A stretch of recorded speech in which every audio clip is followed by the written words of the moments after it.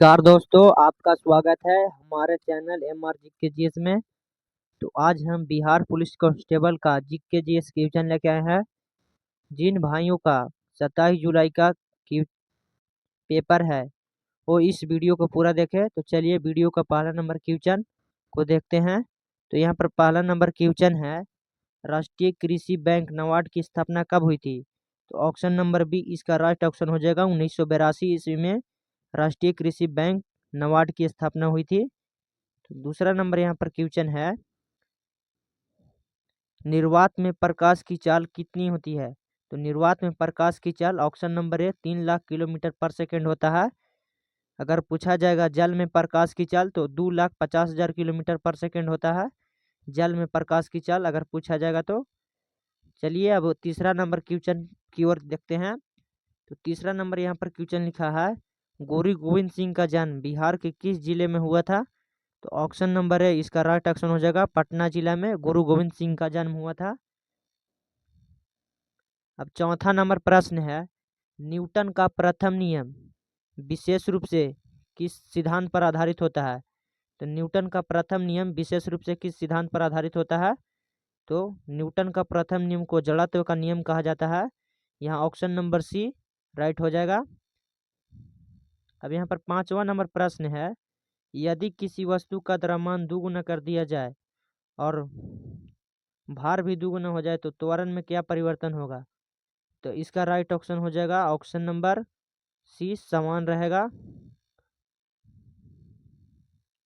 अब यहाँ पर छठा नंबर प्रश्न है, यदि प्रकाश की किरणें हवा से कांच में प्रवेश करती है तो उसकी तरंगदैर्घ्य में क्या होता है? तरंगदैर्घ्य में क्या परिवर्तन होगा? ऑप्शन नंबर ए इसका राइट ऑप्शन हो जाएगा, घट जाएगा। अगर प्रकाश की किरणें हवा से कांच में प्रवेश करेगी तो तरंगदैर्घ्य घट जाएगा। वह प्रवर्तक गोलीय दर्पण जिसकी वक्रता त्रिज्या 20 सेमी, तो इसकी फोकस दूरी ज्ञात करें। अगर वक्रता त्रिज्या -20 सेमी है तो इसकी फोकस दूरी यहाँ पर ज्ञात करना है। तो फोकस दूरी r बराबर होता है 2f या f बराबर होता है r/2, तो -10 सेमी ऑप्शन नंबर ए इसका राइट ऑप्शन हो जाएगा। गोलीय दर्पण 3 प्रकार के होते हैं। पहला का नाम है उत्तल दर्पण, दूसरा का नाम है अवतल दर्पण और तीसरा का नाम है समतल दर्पण।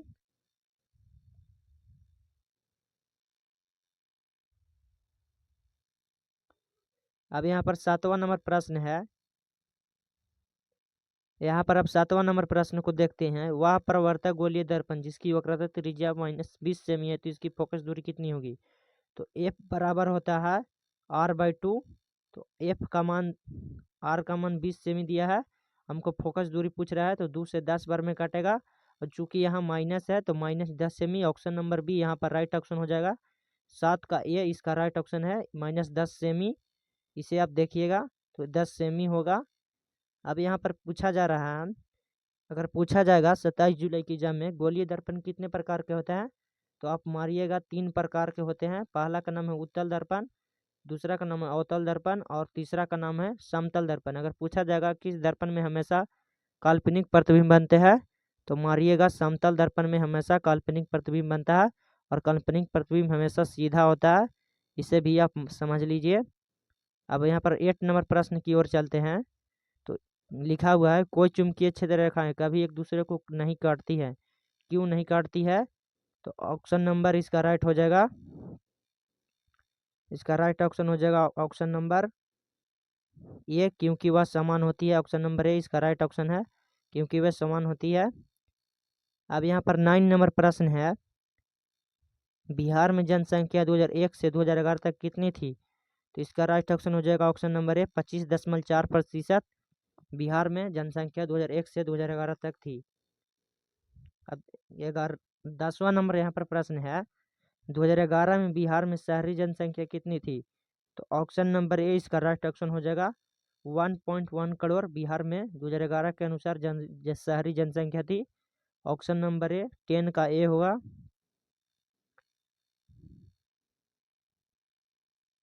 अब 11 नंबर प्रश्न है, बिहार के किस जिले में महिला सुरक्षा की दर सबसे कम है?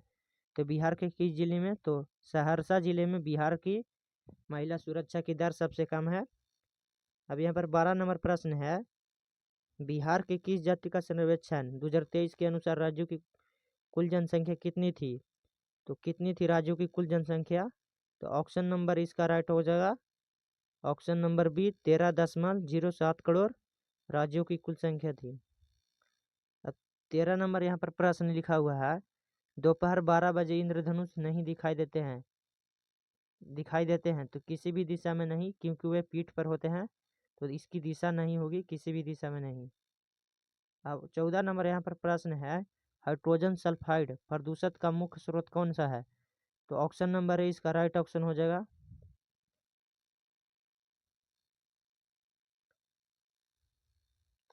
अब 14 नंबर प्रश्न पर देखते हैं, तो हाइड्रोजन सल्फाइड प्रदूषण का मुख्य स्रोत क्या है? तो ऑप्शन नंबर बी राइट हो जाएगा, सड़े हुए वनस्पति एवं वस्तु पदार्थ है जिसका रसायन अगर पूछा जाएगा हाइड्रोजन सल्फाइड का रासायनिक सूत्र है तो H2S होता है। एस माने सल्फाइड और H2 माने हाइड्रोजन, इसे आप देख लीजिएगा। अब यहाँ पर है, जब इनो को जल में डाला जाता है तो बुलबुलें बनती है, जिसका कारण है? ऑप्शन नंबर इसका बी राइट हो जाएगा, ऑप्शन नंबर बी CO2 के कारण बुलबुलें बनते हैं कोची में, तो इनो में। अब यहाँ पर 16 नंबर प्रश्न है, राष्ट्रीय भौतिक प्रयोगशाला कहाँ स्थित है? तो ऑप्शन नंबर है राइट हो जाएगा, नई दिल्ली में राष्ट्रीय भौतिक प्रयोगशाला स्थित है। अब 17 नंबर यहाँ पर प्रश्न लिखा हुआ है, जब कोई वस्तु ऊंचाई से गिरता है तो उसमें कौन सी परिवर्तन होती है? तो इसका राइट ऑप्शन हो जाएगा ऑप्शन नंबर ए, इसका राइट है रासायनिक ऊर्जा से। इसे आप कमेंट में बताइएगा क्या होगा से 17 का, आप कमेंट में कमेंट कीजिएगा।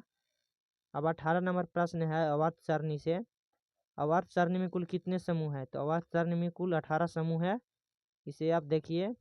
अगर पूछा जाएगा अब आधुनिक आवर्त सारणी का खोज किसने किया था? तो मोसले मारिएगा, आधुनिक आवर्त सारणी का खोज किसने किया था? मोसले। अगर पूछा जाएगा आधुनिक आवर्त सारणी में कितने आवर्त हैं? तो इसका राइट ऑप्शन हो जाएगा ऑप्शन नंबर ए 7 है, ऐसे लिखा हुआ है ऑप्शन में, ऐसे 7 मारिएगा। अगर पूछा जाएगा वर्ग 1 के तत्व को क्या कहा जाता है? तो क्षारीय धातु। अगर पूछा जाएगा वर्ग 2 के तत्व को क्षारीय मृदा धातु, आप इसे याद कर लीजिएगा। अगर पूछा जाएगा वर्ग 18 के तत्व को क्या कहा जाता है? तो अक्रिय गैस कहा जाता है, जिसे क्रिस्ट गैस कहता है। अगर पूछा जाएगा हीलियम कैसा तत्व है? तो अक्रिय तत्व है, अक्रिय गैस है, इसे आप ध्यान में रखिएगा। अब 19वां नंबर यहाँ पर प्रश्न है, किसी तत्व की परमाणु द्रव्यमान परमाणु संख्या को दर्शाता है? तो किसी तत्व के परमाणु द्रव्यमान और परमाणु संख्या किसको दर्शाएगा? तो ऑप्शन नंबर इसका राइट हो जाएगा ऑप्शन नंबर ये, इसका राइट ऑप्शन हो जाएगा, इलेक्ट्रॉनों की संख्या को दर्शाता है। इलेक्ट्रॉन का खोज किसने किया था? तो मारिएगा जे थॉमसन, जे थॉमसन ने इलेक्ट्रॉन का खोज किया। अगर पूछा जाएगा प्रोटॉन का न्यूट्रॉन का खोज किसने किया था? तो रदरफोर्ड। और परमाणुओं की संख्या बराबर होता है P+N, मतलब प्रोटॉनों की संख्या प्लस न्यूट्रॉनों की संख्या बराबर होता है परमाणु संख्या के। अगर 20वां नंबर यहाँ पर प्रश्न है, नेफ्रॉन का मुख्य कार्य क्या है? तो नेफ्रॉन का मुख्य कार्य ऑप्शन नंबर बी रक्त का संयोजन नेफ्रॉन का मुख्य कार्य है। मिलते हैं नेक्स्ट वीडियो में।